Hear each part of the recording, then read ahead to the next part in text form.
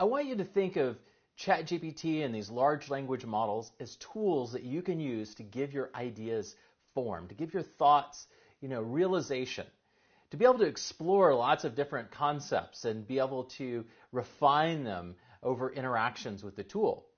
I don't want you to think of these tools as something that you use to just write essays or answer questions. That's really missing the capabilities of the tools. These are tools that really allow you to do fascinating things. So now I'm going to try to give you an example of this to hopefully motivate you that these tools have immense capabilities and that those capabilities can allow you to do things that would be very difficult to do otherwise. So what is a task that I thought of that would be something that we could all relate to? And I thought about my family, and I thought about this crazy idea. We have this great restaurant from Uzbekistan that's in Nashville. We have a great restaurant from Ethiopia. We've actually got lots of great Ethiopian restaurants. And I thought to myself, what would it look like to create a meal plan that was based on a fusion of cuisine from Uzbekistan and Ethiopia? What would that look like? And in the past, I've eaten keto, so could we try to make it kind of keto? Because I still kind of like to limit my carbs. And, at the end of the day, realistically, I'm going to have to buy all the ingredients for this. And if they're not easily accessible at the grocery store down the street from me, I'm probably not going to cook the meals. So I thought, well, let's go to Chet GPT and see if it can help us with this problem, if it can help us prototype what this meal plan might look like. So I went to Chet GPT and I said, please create a meal plan for my family that is based on a fusion of food from Ethiopia and Uzbekistan. I want to eat keto and up to 2,000 calories per day.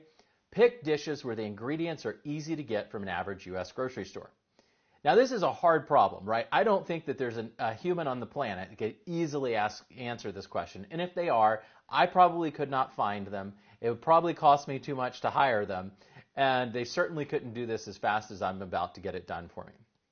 So I asked ChatGPT to do this for me, and ChatGPT says, here's a sample meal plan that combines flavors from Ethiopia and Uzbekistan while also being keto-friendly and within a 2,000 calorie per day limit.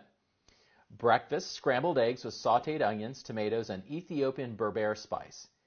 Now notice what it does. It puts in parentheses, it says, made with chili powder, paprika, garlic powder, ginger, cumin, and coriander. Now what it's signaling is Berber spice is something you can get at the average U.S. grocery store. All of these spices are easy to obtain from a normal U.S. grocery store. So not only is it answering my question, it's giving me an Ethiopian breakfast dish, it's giving me information that I'm going to be able to get these spices. Now, I don't know enough about Ethiopian cuisine to know if this is a really accurate dish. It may not be. It may be sort of inspired by it and very Americanized. But I'm still, for me and what I'm trying to do, this is pretty impressive. It then goes on to say, lunch, Uzbek-style lamb kebabs with grilled vegetables, bell peppers, zucchini, eggplant, and a side of cucumber and tomato salad dressed with olive oil and lemon juice. Now you notice all of this is pretty keto-friendly too. Now some people could take issue with the onions, but it's a really good first start of giving this crazy idea I have form. Now, it may have errors in it, it may not be perfect, but I could go and work with this and refine it and start improving it. And that's one of the things I want you to think about throughout this course is don't think of this as a one-off. I give it a question and I look at the answer and I say it's good or bad. No. So I went back to it and I thought, well, one of the things that I'm really missing from this is I don't know how much to eat. So I said, can you give me an approximate serving size for myself for each dish that is within my 2,000 calorie limit? And ChatGPT says, sure, here are approximate serving sizes for each dish based on a 2,000 calorie per day limit. Breakfast, scrambled eggs with sauteed onions, tomatoes, and Ethiopian Berber spice mix. And then it has in parentheses 2 eggs, half a cup of onions, half a cup of tomatoes, 1 teaspoon of Berber spice mix. Served with a side of sliced avocado, 1/4 medium avocado, and it goes on to give me now serving sizes for each of these different dishes. Now, again, I didn't go and I didn't take it into like some calorie calculator and look at the macros and check if it really fit my diet because I was just fascinated about prototyping this idea, exploring this concept, and I could keep refining it. I could keep looking and improving it asking it to break down things, really analyzing and making sure it exactly fits what I'm looking for. But instead, I want to do something kind of different. I'm going to go and continue this thread of conversation, this crazy idea that I had, and give it a little more form. And so what I thought about is if I was really going to take this crazy idea into my family, I'd have to think about my 9-year-old son. My wife and I are more adventurous eaters, but my 9-year-old, he's not always going to want to eat everything that we come up with. And so I thought, well, what could I do to help him get excited about trying these things out? And so I thought, I can go back to Chet GDP and I can try to get Chet GDP's help with this. So I said, Chet GDP, my son is 9. Sometimes he won't try new dishes.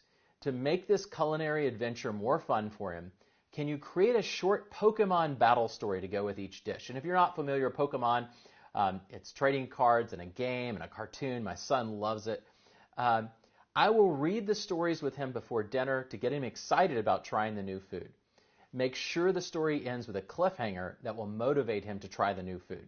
Now, maybe I could find somebody who could give me a meal plan based on Uzbek cuisine and Ethiopian cuisine, but and make it keto and do all those things and look it up. I'm not sure they could do it anywhere near as fast, but now we're really moving into territory where it's going to be hard to find a single human being, and to get somebody to do all this is going to be expensive, and I'm doing this in a matter of minutes. So what does Chet GDP say? Certainly. Here are some short Pokemon battle stories to go with each dish. And then we had the breakfast dish with the berbere spice, and it says, story, Pikachu and his friends were exploring the wilds of Ethiopia, and they were suddenly ambushed by a group of sneaky Pokemon thieves. And it goes on to have this berbere dragon that they're battling, and then it says, in the end, they emerged victorious, but not before the dragon left a fiery spice that imbued their breakfast eggs with a flavorful kick.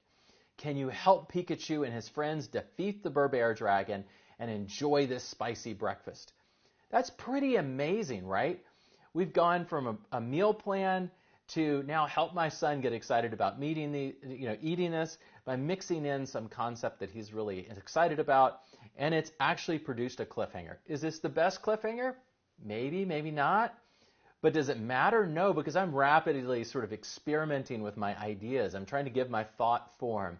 I'm trying to understand what this would look like, and I could go and I could refine it and improve it further, but it's already done a pretty good job. I could probably take this and read it to my son and have him more excited about trying the dish.